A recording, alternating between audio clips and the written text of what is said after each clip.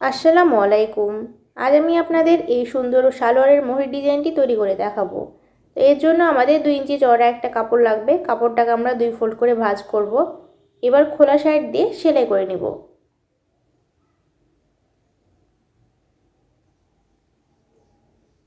এবার চিকন কোনো কিছু নিব এবং কাপড়টাকে সোজা করে নিব।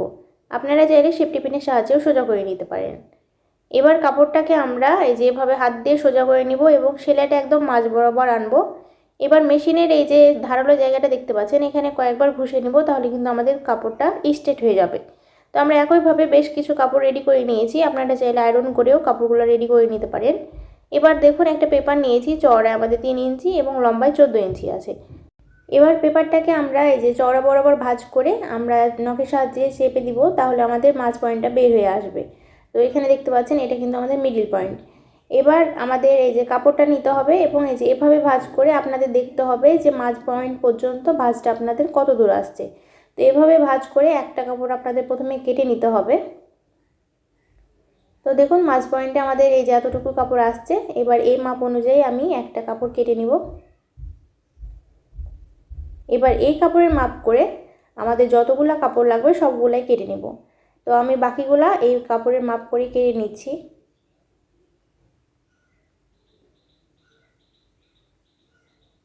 এবার কাগজের উপর আমরা যে ফিতাগুলো তৈরি করেছি সেই ফিতাগুলো বসাবো। তো মাঝ পয়েন্টে আমি বোঝার সুবিধার জন্য একটা দাগ দিয়ে নিলাম। এবার দেখুন, কাপড়টাকে আমরা যেভাবে ভাঁজ করব এবং কোণার সাইডটা আমাদের মাঝ পয়েন্টে থাকবে এবং আমাদের খোলা সাইডটা যেটা থাকবে সেটা কাগজের খোলা সাইডে থাকবে এবং আমাদের কাগজের 1/2 ইঞ্চি মতো ভিতর দিয়ে সেলাই করতে হবে। তো একইভাবে আমাদের সবগুলা কাপড় রেডি করতে হবে। আপনারা একটু লক্ষ্য করুন, আমাদের খোলা পয়েন্টে যেভাবে মিলাতে হবে এবং উপরের যে কোণা সাইডটা তৈরি হবে সেটা আমাদের একদম মাঝ পয়েন্টে মিলে যাবে। তো একইভাবে আমরা সবগুলা তৈরি করে নেব।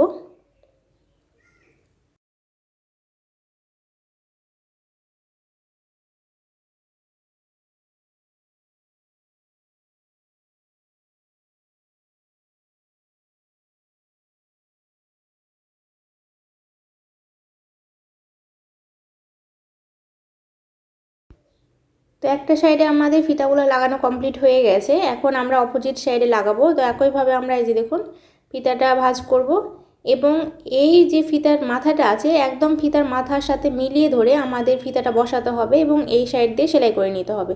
অর্থাৎ দুইটা ফিতার মাথা কিন্তু আমাদের মুখোমুখি থাকবে।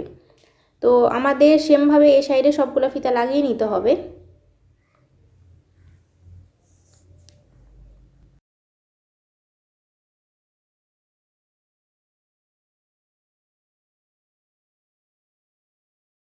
এবার সালোয়ারের কাপড়ের মোহরের উপর আমাদের এই যে কাপড়টা দেখতে পাচ্ছেন এটা বসাতে হবে। তো সালোয়ারের কাপড়টা থাকবে সোজা সাইডে এবং এই কাপড়টাকে এটার উপর উল্টো করে বসাতে হবে এবং যে সেলাইটা আমরা দিয়েছি সেই সেলাইয়ের উপর দিয়ে একদম আমাদের সেলাইটা দিয়ে নিতে হবে।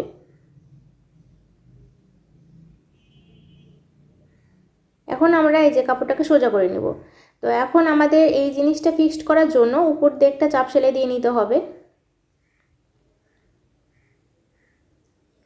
তো দেখুন, এটা আমাদের রেডি হয়ে গেছে। এখন আমরা নিচের জন্য কাপড় রেডি করব। তো এখানে দেখতে পাচ্ছেন আমরা 3.5 ইঞ্চি মতো একটা কাপড় নিয়েছি। কাপড়টাকে আমরা 2 ফোল্ড করে ভাঁজ করলাম।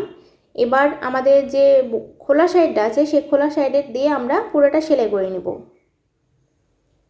তো আমাদের সেলাই করা হয়ে গেছে। এখন আমি হাতের সাহায্যে দেখুন একটু ভাঁজ করে দিলাম। এখন আমরা এখানে কুচি তৈরি করব।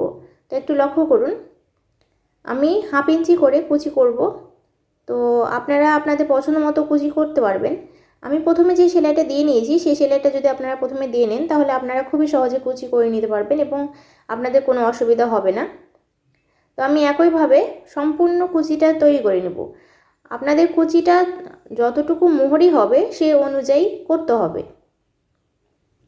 তো দেখুন, আমাদের কাপড়টা রেডি হয়ে গেছে। এখন আমরা মোহরির কাপড়ের সাথে মিলিয়ে দেখব। তো দেখুন, একদম পারফেক্টলি আমাদের হয়ে গেছে।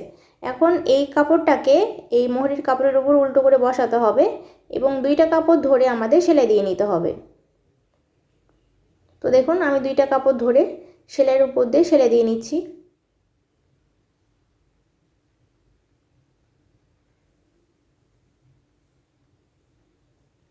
এখন আমরা এই কাপড়টাকে যেভাবে করে সোজা করে নেব এবং এটার উপর দিয়ে একটা চাপ সেলাই দিয়ে নিব।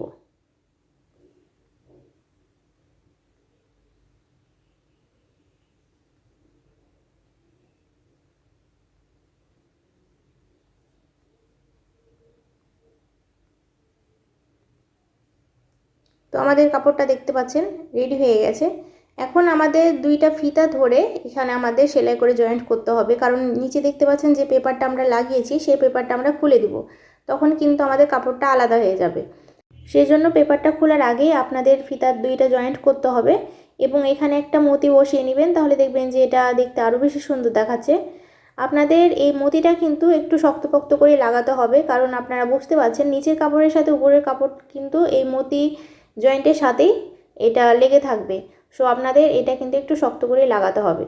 তো আমি একইভাবে যতগুলা ফিতা দেখতে পাচ্ছেন মুখোমুখি হয়ে আছে সবগুলা জয়েন্ট করে নিব। আমি এখানে পেপার দিয়েছি, আপনারা চাইলে কাপড়ও দিতে পারেন, অর্থাৎ এখানে কিন্তু আমাদের গ্যাপ থাকবে। তো আপনারা যদি গ্যাপ না চান সেক্ষেত্রে আপনারা এখানে কাপড় ব্যবহার করবেন।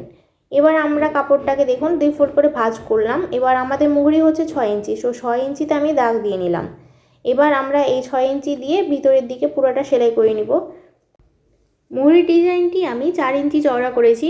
তো সালোয়ার কাটার সময় আমরা 4 ইঞ্চি কম করে সালোয়ারটা কাটিং করেছিলাম।